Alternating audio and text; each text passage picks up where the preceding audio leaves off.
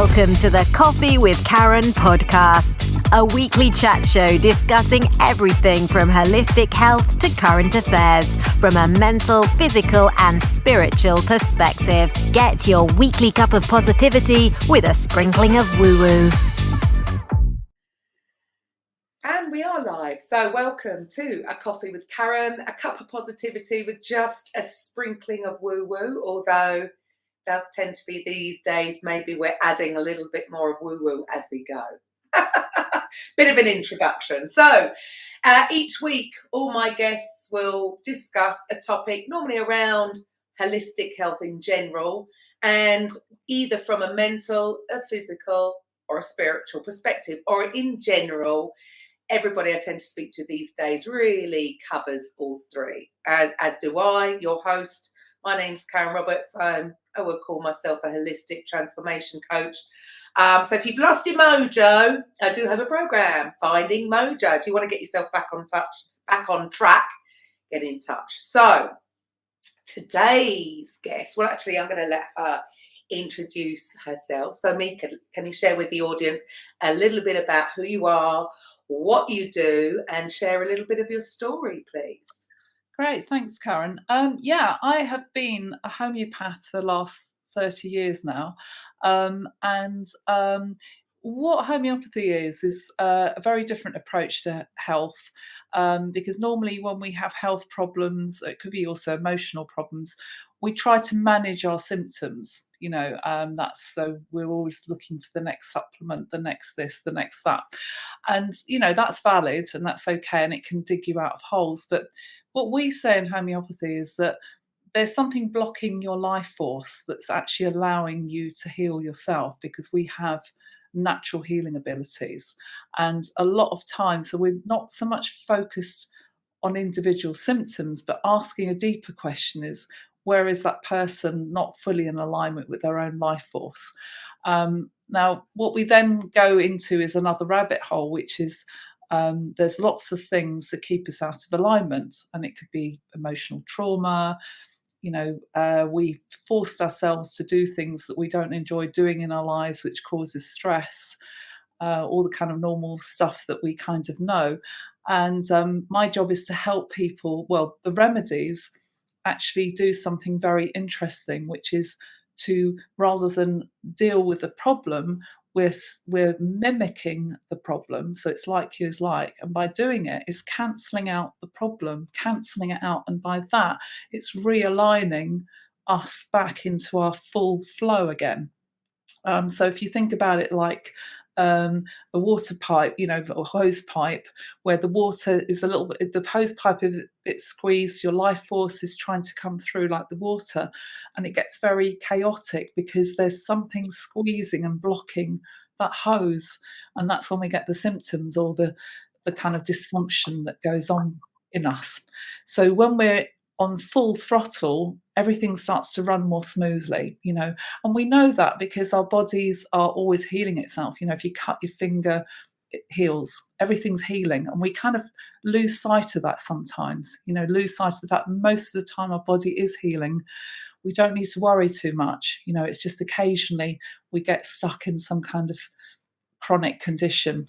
So that's kind of like the philosophy that I come from, that we need to align to our life force, and it is offering a service that is actually outside something that you might get more in a conventional setting. So like in medicine, they learn about the body, they're very clever about the body, they can diagnose everything, and I would always recommend you go to your doctors to have anything diagnosed if you've got any symptoms.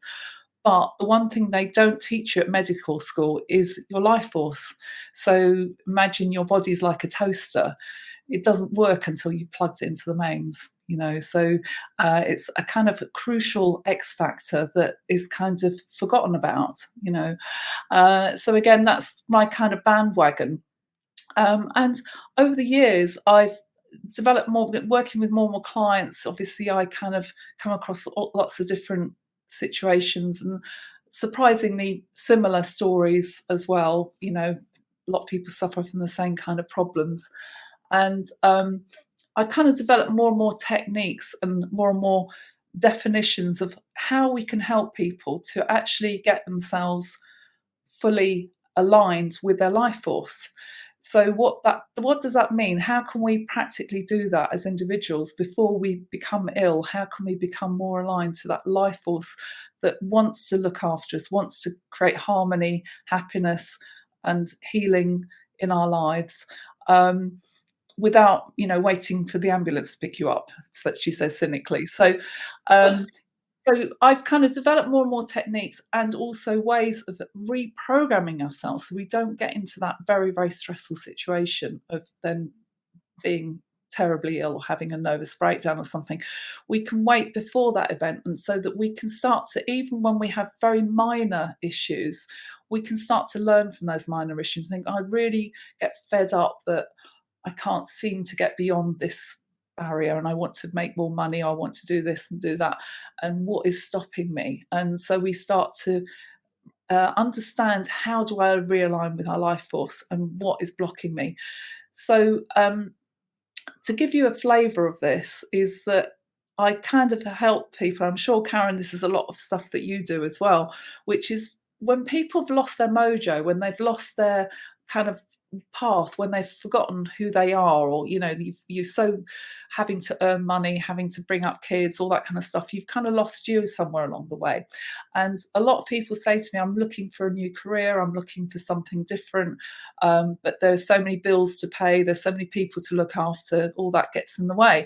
So one of my little tips is to say, just remember what you did when you were a child, when you were playing freely, when you were sort of doing your thing when nobody was looking, and what was it? What were you doing? What did you enjoy about it? And what even the outcomes of what you enjoyed seeing in other people, and you can start to get that flavour of what naturally wants to come through you. So it's a bit like, I always say, the real you is the thing that happens when you stop trying, when you haven't got the bills to pay, haven't got the people to look after. What would you naturally want to do?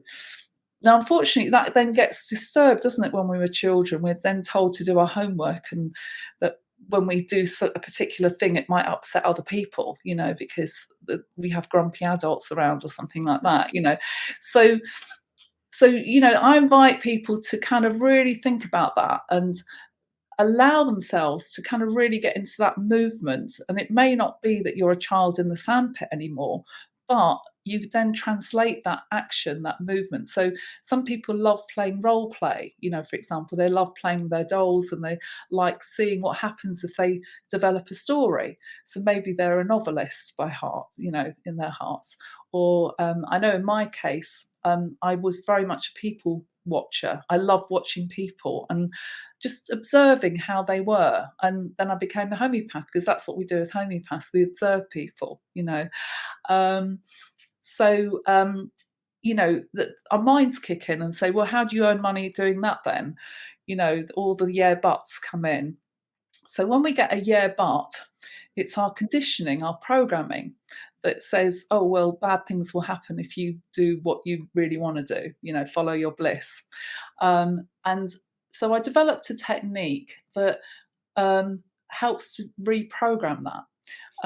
And the way that works is that when we start to wake up one day and say, I'm really, really, really fed up with my job now, and you're having that talk with yourself. And I've had that because my previous career was in computer programming. And even though I was good at it, I earned good money. I had a talk with myself about it. I thought, I'm getting headaches, I feel stressed, I don't like this. But everyone else, your friends, your family, say, carry on doing that job. But when you have to come to that point where you have that honest conversation with yourself and say, do you know what? Anything's got to be better than this, And that's when you're willing to transform. That's when you're willing to step out of that programming that I was always told you've got to earn good money or whatever that is, or you've got to use your education. What I, again, sort of ask people to do is to hold that problem in their heart and to say, this is a conundrum that I can't work out anymore. I have no more formulas for that. My friends tell me to do this. My husband tells me to do that. I've tried this, I've tried that, and nothing seems to work, and we're kind of almost scuppered. So then it's almost like we have to offer that up. So I like to keep things practical, and I know I'm sorry I'm talking a lot, Karen, and you can go. No, you absolutely carry on. Yeah. Love it, love it. So that's great. So what I do sometimes, I used to do a lot of talks, is we can go through a practical exercise now where I want everybody, you as well, Karen, and all the people listening, to think of a problem that they have in their lives where there's a conundrum. It's like it's somehow no longer floating their boat. It could be a problem with a relationship, it could be a work problem, it could be any other situation that is somehow making you stressed out, or you're in a conflict, because it's all about inner conflict, where your head and your heart are not on the same page. And I want you to think about that for a moment. Think about what the problem is and how you can't solve it. And I want you to almost like imagine you've put that into your heart. You said, right, that's it. I don't know what to do with that anymore. I'm not going to think about it anymore. I'm just going to put it in my heart. So I'll just give a couple of seconds while you do that.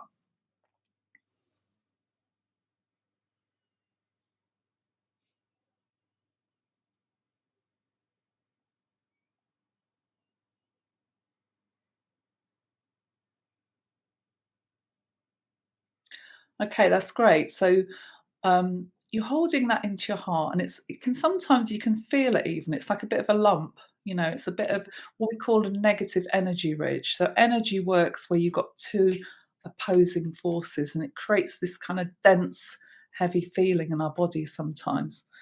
And I'm going to do some quantum healing. Now, quantum healing is going beyond the feelings and the thoughts, and it's accessing that problem and sort of doing a homeopathic version of accepting that problem. By accepting it, you're almost like deleting it or cancelling out the problem. So I'm going to do something in silence, and I'll tell you what I've done in a minute. So don't worry, you're not going to do any harm. So I'm going to do... Okay, so again, just sit for a minute and just see what you feel from this.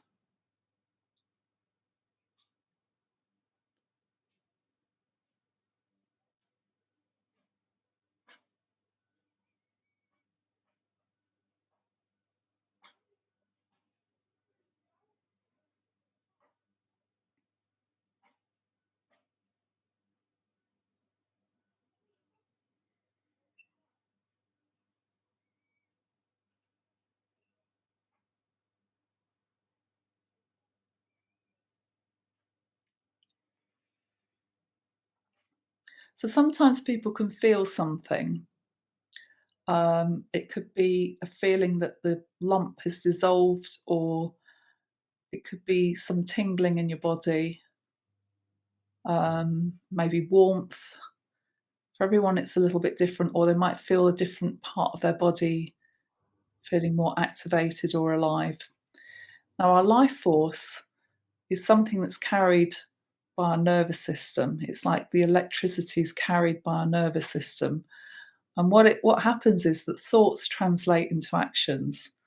And what we're doing with this quantum healing is we're taking away the blocks in the nervous system to create more energies that can flow through, rather than it being blocked. And the blocking is creating the conflict.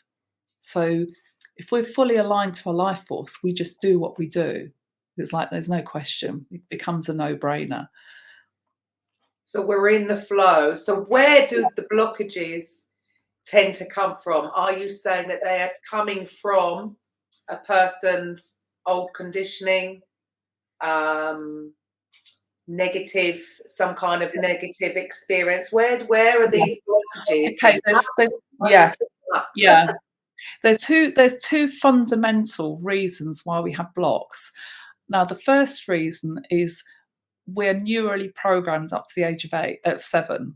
So when we're growing up, our brains are in what we call theta waves. So we become like sponges. We have no critical thinking. We don't think, oh, my mum looks stupid when she does that. We just allow, because it's nature's way of programming children to keep safe in their environment. So we just literally observe our parents and our communities and say, this is how you do things in this community. And so we start, and we also pick up skills. Like, for example, my mother was a potter, and she said to me, I was always really, really good at throwing pots, even though she never really taught me properly, because I'd watched her. So it's neurally programming us. So we're literally, the mind body is like a computer. This is where the computer programming comes into it. So we don't actually have to be told officially. We've already been programmed by just observing, and also through our five senses, just literally soaking up our environment. And so we start to talk like our parents, behave like our parents, even though we swear we wouldn't ever do that. We end up finding ourselves at middle age just being just like our parents, because it's all been programmed into us. So that's okay. That's a really good thing that nature's doing there, because it keeps our children safe. It helps them to adapt very easily in our environment. So we're brought up in different cultures, so we know how to behave in our culture. We know how to behave in our physical environment, and that's very, very good. Now, the problem lies is that there's something else going on, which is our life force, which is almost a unique expression of who we are, like our own personal personality. It's almost like the secret self. It's kind of the inner self, and that is now if that matches with our programming, then everything's good. Your programming is almost supporting the natural thing that wants to come out of us. So if we're naturally, say, neat and tidy people who like everything in ordered, and our parents are all neat and tidy, then I see people in my practice where I think, oh my God, you're healthier than I am. You're all functioning well and everything's going really well, because your programming is supporting that energy. There's no conflict. The problem lies is then if there is an energy that is trying to come through you, but it really doesn't match with your programming. So some people almost say, like, I feel like the black sheep of the family. Why do I do things differently to everyone else? And it kind of can be quite a soul destroying thing, can't it? If you think you're kind of not even meant to be there, and so it can be quite tough for people, or I can't seem to do the same job as everyone else. I seem to be a completely different type of person to everyone else. I can't fit in, to other people's expectations. So that is fundamentally, and to take it also, we also have genetic programming as well, which is on a physical level. So how our bodies physically function is also, that's why we have different racial attributes. Again, it's to help us to fit in a particular physical environment. So it's all there to protect us and to keep us safe and to help us function as best we can, given our different circumstances, So that's one aspect of it. So these neural programs and the chromosomal or genetic programs are all about how we do things and how we think about things, how we approach life on the outside, how we do and think. So that's one side of the coin. Now, there's another aspect of how we're programmed, and that's in our emotional states. So our what we call Eckhart Tolle called it the pain body. And so what happens is, as we're growing up, we might come across a situation that we're not equipped to deal with emotionally. Like we get told off by the teacher, and we can't see things for what they really are. Now, things that happen to us in childhood can seem quite devastating, even though if that happened to us in adulthood, we'd be able to kind of figure it all out and resolve the problem.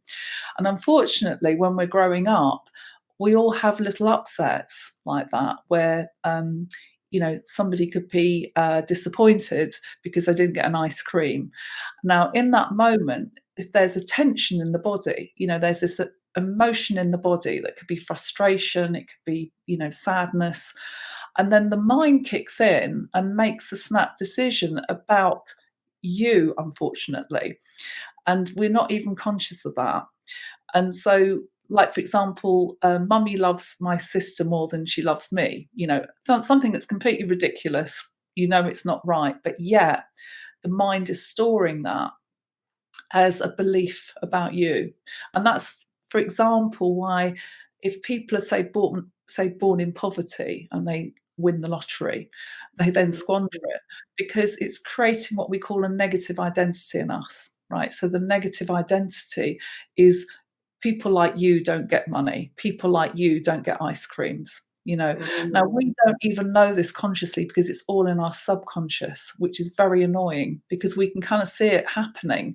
And we can even see that in play when certain people come into our lives, they activate that what we call a negative identity. So you meet somebody years later who reminds you of your teacher that shouted at you, then you suddenly become very scared of that person, or you allow that person to dictate to you in a way that you wouldn't normally, in your normal reasoned judgment, you wouldn't do.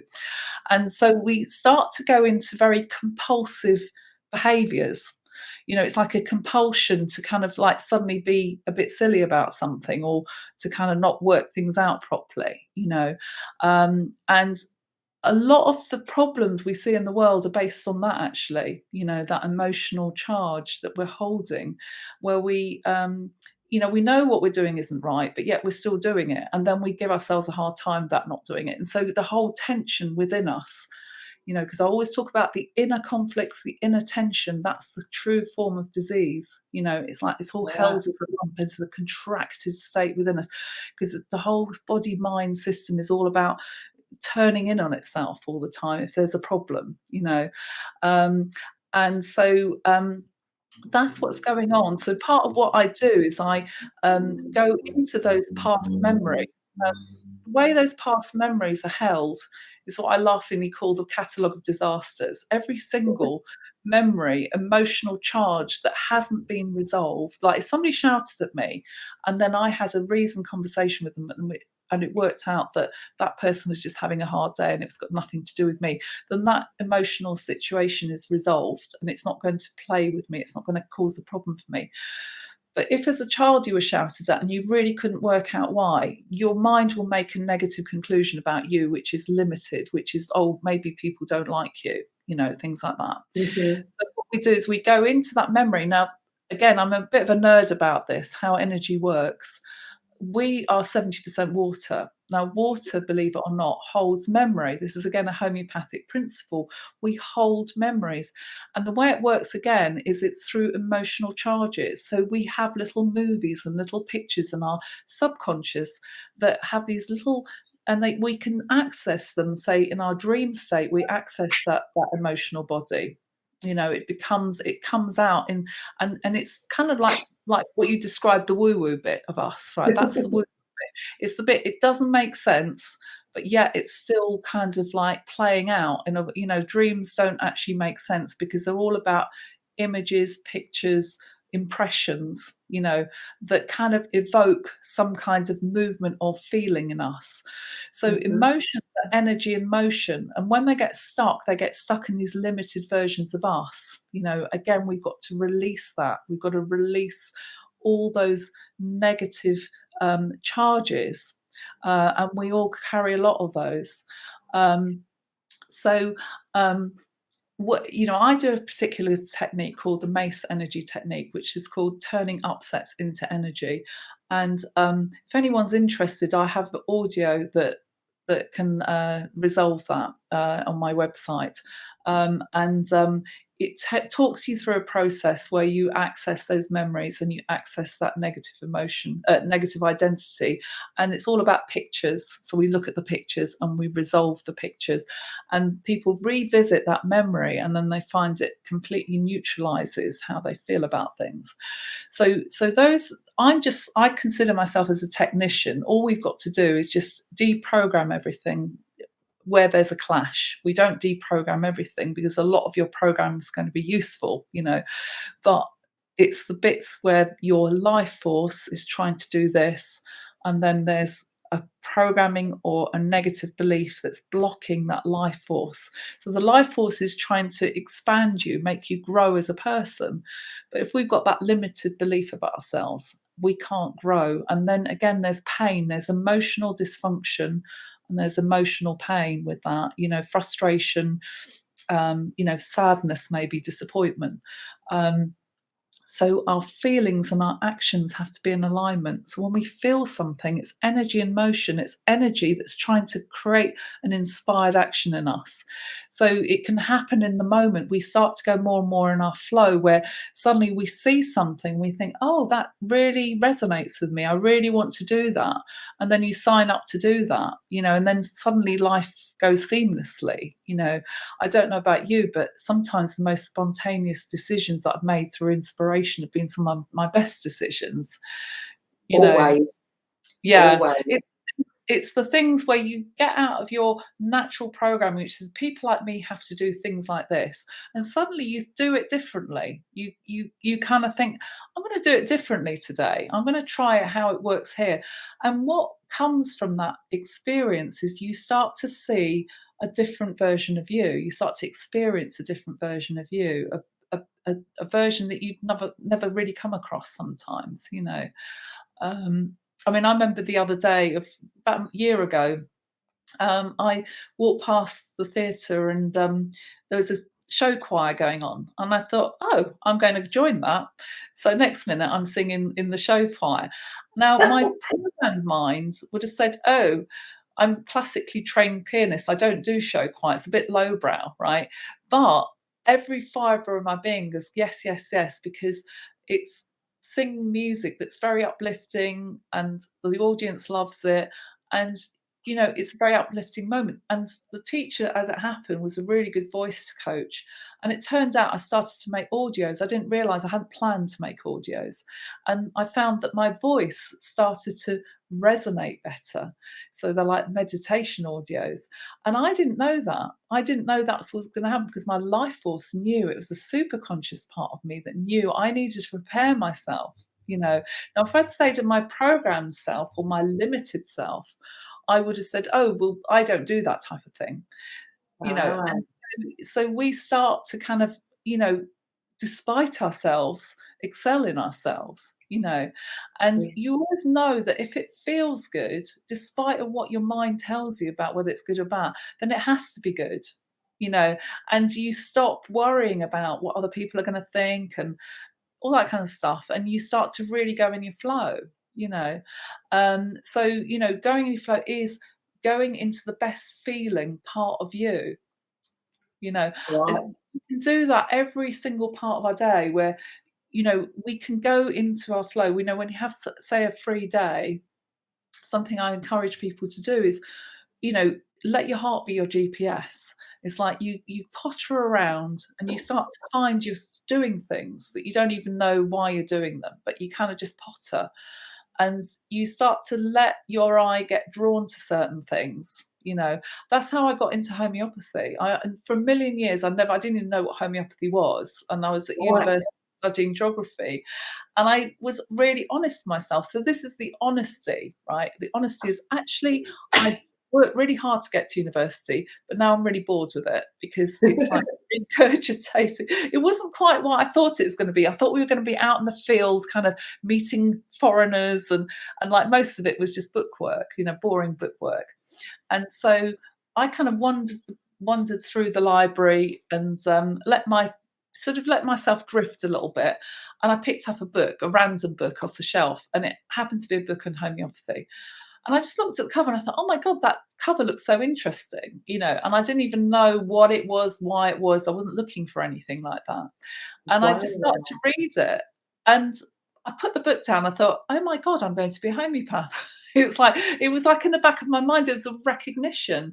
And I know now it's because I'm a type of person that's very good at joining dots. I can join the dots. And I love the idea that when you're healing somebody, you're not just looking at their body, you're looking at their minds, their emotions, and you're putting it all together into one big package and saying that everything is relevant. If you're upset and you got headaches, then maybe the two are relevant in some way, maybe, so I kind of just recognized without even knowing why I recognized it, and so this seed started to plant itself in me saying, there's something there for me.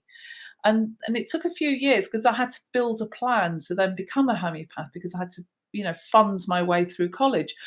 and it all came together, the plan, because I had put that seed in my mind, and so we start to really connect with what has meaning and purpose for us, in amongst everything else, and we stop needing to worry about, are we doing it right, will our family approve, what do our friends think. It's like, no, this feels right, this just feels right, I have no idea why. And sometimes being humble and saying I don't know why is probably a safer place to be than giving lots of different reasons why you need to do something, and it's almost like you then kind of just start to kind of almost like not feel answerable, but just keep in your flow and just do things. And there's something in the Bible, I'm not religious, something in the Bible which says, you shall know them by their fruits.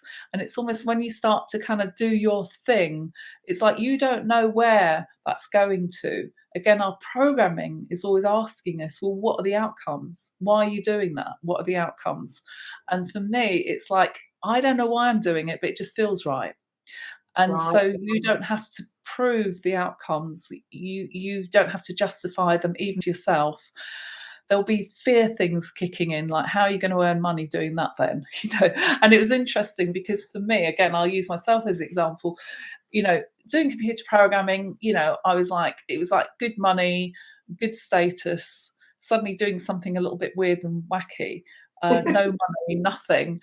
And I started pre-internet, so it's quite difficult. But yeah, synchronistically, it was all good. I ended up treating most of the people in my office when I was still doing my office job, and sort of people just turned up in my life and they said, "Oh, do you want to work in this clinic?" And when you're aligned to your life force, things happen for you. And I think to myself, I could support myself doing this new job, even, and it was all on a wing and a prayer, but it all worked out really, really well, and I'm so glad, because if I'd stayed in my old job, I would have probably had a heart attack by now. Something. I had permanent migraines because I was overthinking, too much electricity. If you have migraines, it's just you're over processing life, and I'm a very thinky person, and it was like, oh, I can just relax and go in my flow now, so I really, that's such an amazing thing that you even came to that conclusion, because like you say, we've all been conditioned to, everything's got to be thought through. Like you say, everything comes from here, and right, okay, if you're going to go down that road, how are you going to make money? So really, everything you've said today, it's all about, when we talk about going in the flow, learning to trust your own passions, your instinct, because things just do happen, which is all linked, I would say, with everything that you do. Homeopathy, like energy attracts like energy. So, or like he like same thing. What you're putting out then, and then these things come about, and it could be just purely conversations that now you're on that path. You have a conversation with somebody that you meet, and they might need a homeopath. It's just it does seem to be, and I think every coach says the same thing, when you're in alignment, you are on purpose, because it is truly what you want to do, things just you don't have to worry. The thing is, we think we have to worry about money and we have to worry about the people, because ultimately, if you boil it down, everyone's worried about being physically secure, that's health and money, and also getting love, that people will still love you, that you will still be accepted by other people. And those two issues make us compromise from our natural flow, those fundamental things. Now, we're trying to figure out all the time, how do I make more money? How do I get more people to love us, really, in our subconscious? But really, if we're in our flow, all that gets taken care of, and I speak from personal experience. We have to trust that, so we start to live in faith that will be looked after, that will happen by itself. And really, our life force is a frequency, it's a resonance. So when we are fully aligned to our own resonance, what resonance does is attract similar resonances. So you'll attract those people, places, things, and you'll bring out the best in other people. as well, because you're no longer needing to do it in a conditional, which means I need a certain outcome for this interaction to happen. When we're doing things unconditionally, which is I don't know why I'm doing it, it's just happening the way it's happening, then there's far more power in that. It's far more power in the action, far more power in the intention, And I would even say that our only true power we have is will and intention. So when we're aligning to that will to be in our own flow, then it's like that's when everything comes towards us. It sort of works out well for us, but sometimes not in the way you expect it.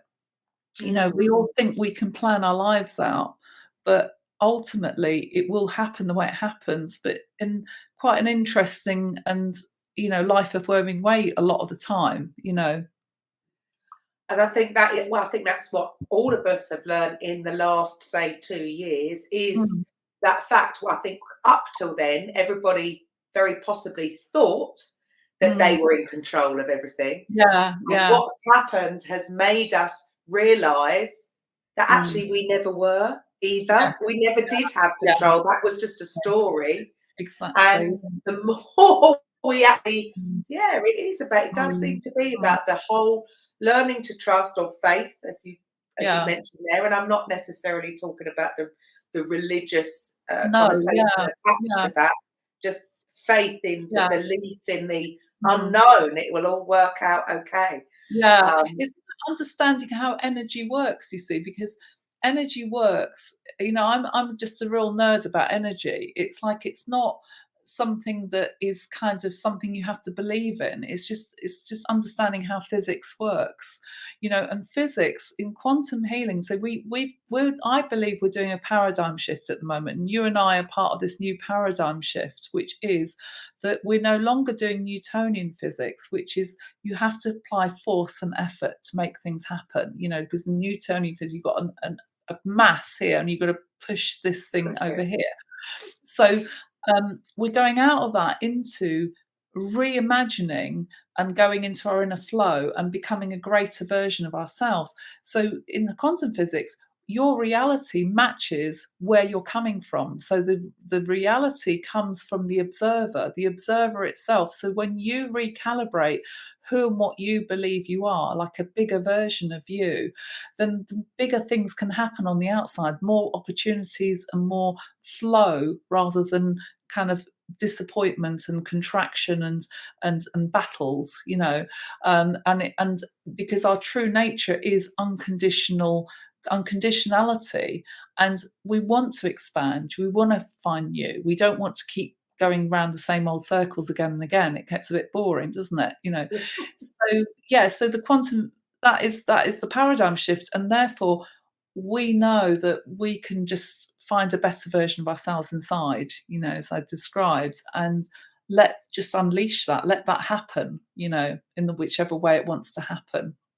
I love that. I absolutely love that. It does seem that we've, again, through conditioning, through the whole school system, through, again, everything we've been taught, and none of it necessarily comes from a bad place, as a parent, they might say things to you because they're concerned, or, get your education because they're fearful that if you don't, you're not going to get a job and be able to pay. So it all seems to be coming from the fear of the not having has been the driving force for the last goodness how many, but then we can only react.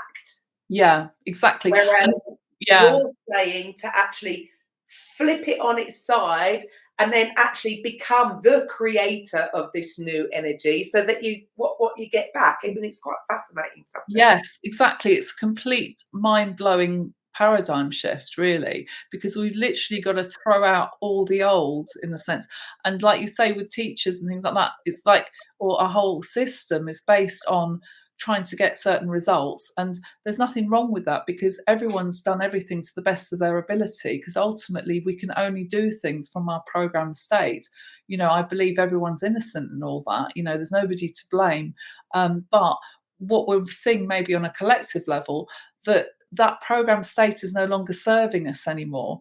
And if you think about how we suddenly, first time in history, this generation has got ability to literally redefine themselves. And there's something interesting that was said in the school. My kids were leaving school, as in prize giving or something. The speaker said, in our lifetime, many of the jobs haven't even been invented yet. So it's almost like you can start to invent your own job and your own purpose. That's how crazy it's going to be. And we're going to show the world how amazing we are. And everyone's going to benefit from that. And because it's coming from a place of unconditionality, everyone's going to grow with that, so there's less competition and more mutual nourishment, because I think it has to happen within a community as well. Like, we as individuals do our own personal thing, and then if we're all like, you're good at one thing, I would say your energy, do you mind me telling you, Karen, your energy is emotional intelligence, so it's oxygen. So that's your natural energy, because you're very good at holding a space for people and really helping people to understand their emotional state, you see. So mine is spiritual understanding. So I understand I want to free the spirit. You want to free the emotional expression. I want to free the spiritual expression. And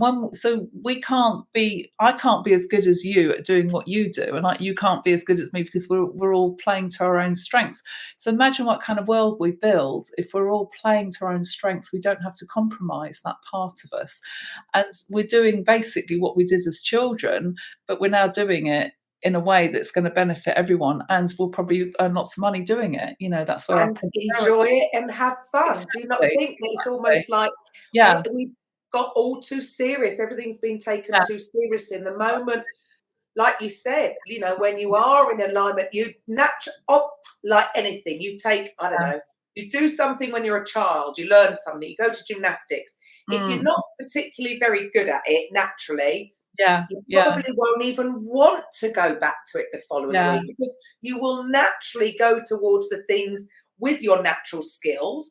And of course, then it's fun when you can do something. Nothing's fun if you're a bit cack-handed at it and not doing it well.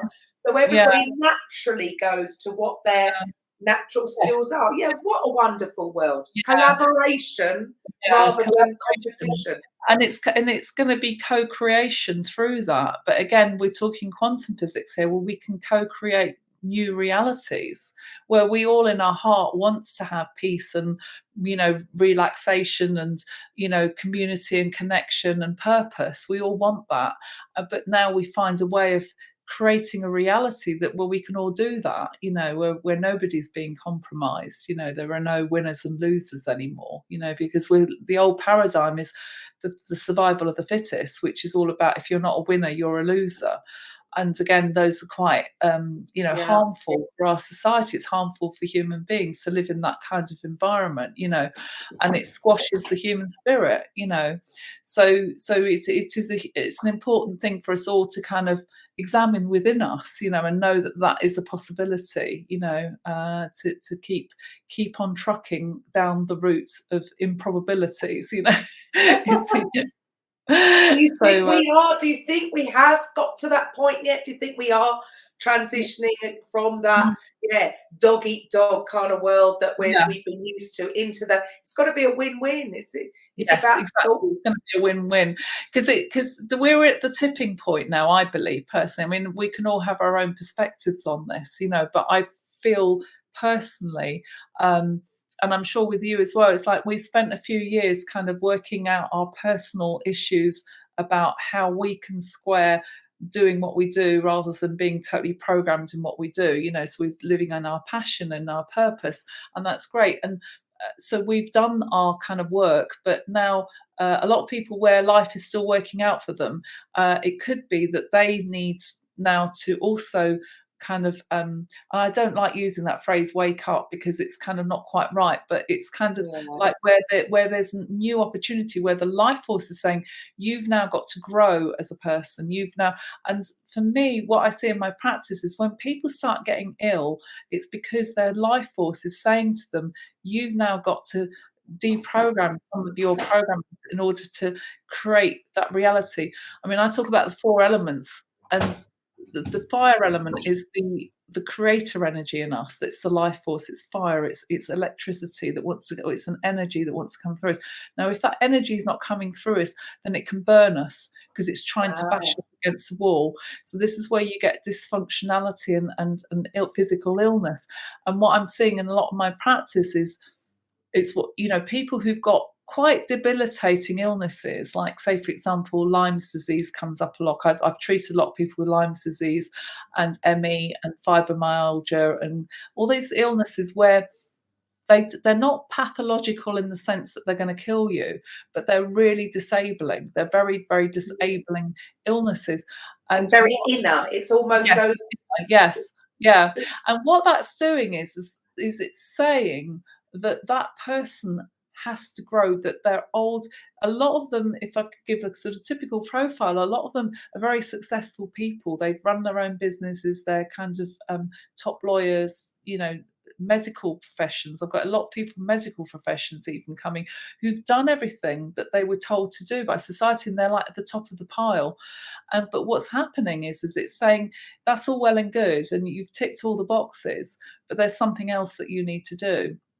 And so I'm saying your body now is not letting you off the hook, because your body holds all that tension. It's saying it's not letting you off the hook until you've actually stepped out of that whole programmed way of being and start to reimagine what you want to do. You pick up that book about homeopathy or whatever that book is, and I get them to go really almost rethink. Now, the problem is the more you've invested in your education, in your career, all that kind of stuff, the less your mind doesn't want to let go of it, because sometimes, and it's the same with, so you've either got successful people, the other side of the coin, you've got people who are very good at caring, people are good at loving other people and caring for other people. So also I got a lot of stressed out mums who are doing an amazing job with their kids, but they're almost over caring, they're over mollycoddling their kids, and they're not letting their children make their own mistakes anymore because there's so much awareness out there.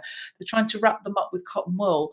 And again, that's not providing the child the kind of the grist to the mill to actually grow as a person, where you have to watch your children fall over sometimes so that they can deal with it themselves. So again, when you're very, very successful at doing what you're doing, you've been programmed to do, it's a very difficult one to let go of. And that's why they sometimes have to go into quite sort of debilitating, sort of pathology in order to kind of feel the pain to feel the pain, actually start. So, for example, with somebody who deeply cares, as like an empath, they feel like very worn out all the time, and they feel very diminished by their roles all the time. And actually it's time for them to kind of stand up and say no to people and to go their own way and dance to their own tune and not dance to everyone else's tune and be manipulated by everybody because they're such nice people, because their goodwill is taken advantage of. Again, in the whole paradigm, you've got winners and losers, and the same way you have givers and takers. So many of us are givers and others are takers. Now, for me, you have to get this paradox in place where you've got the selfish and the selfless, right? So most of us, probably people listening to this podcast, are probably more selfless people because they're looking for better ways of being.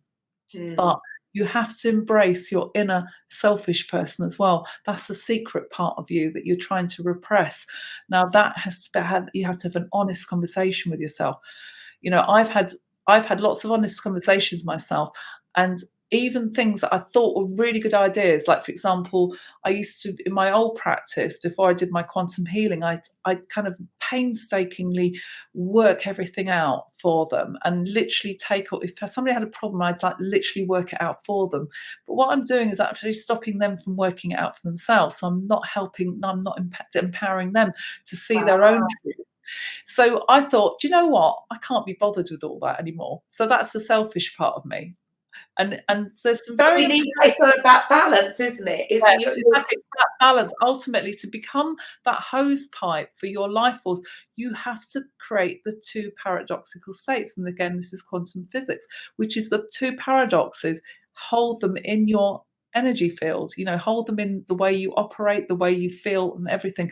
And then you get this sweet neutral state where suddenly you are not reactive to anything, and you start to become only reflective.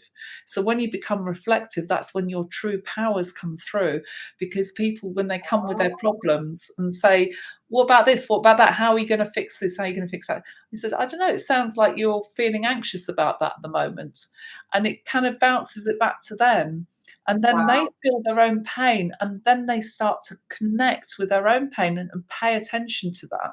And when you pay attention to your own pain, you start sorting it out for yourself. So this is how we start to empower other people.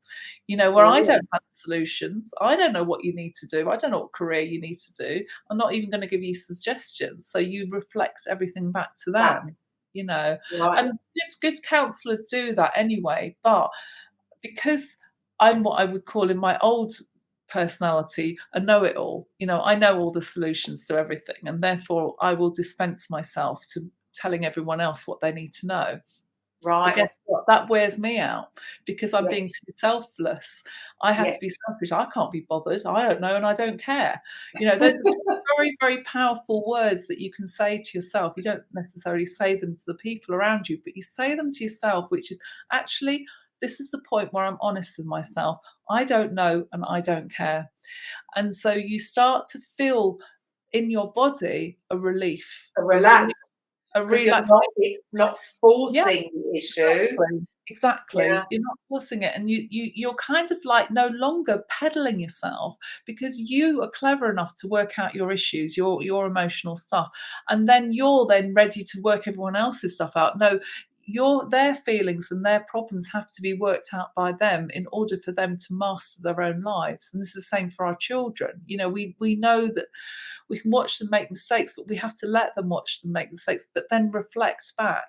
When they come to you and have an issue, you can reflect back, and it helps them to keep on their straight and narrow, and to then learn their own life lessons and everything. Absolutely. That's happening. It is. It's interesting, isn't it? So it is the almost stepping back from what I'm taking from this conversation, is the stepping back, because I know my instinctive reaction would be the wanting to fix someone, or if they're I want to instantly lift them up, whereas actually that might be where the answer is going to be, actually allowing them to step to like you say, for them to come to the conclusion themselves, rather than I want to come in and fix it all for them. And that's quite egotistical even in itself.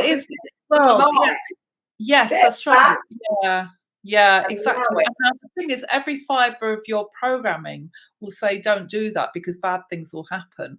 But in your particular case, that is it will be really, really powerful, because then people can start to reflect on their own emotional state, which is, actually, I do feel very miserable. I do feel miserable.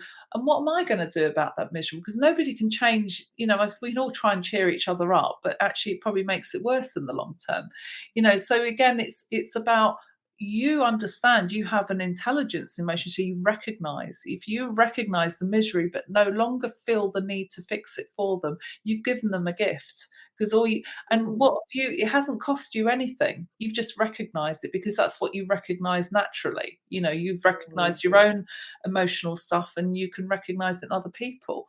And so really it's that sweet spot where we've just become, that neutralized space, and like, that's unconditionality, and the unconditionality isn't going to create these conflicts inside us, and that's the root of it, I think. I've done some YouTube clips on protection through reflection. So that's how we protect ourselves, by reflecting back. So and that's, so then that kind of deals with a lot of our relationship problems, sometimes. Right. Yeah. Fascinating subject.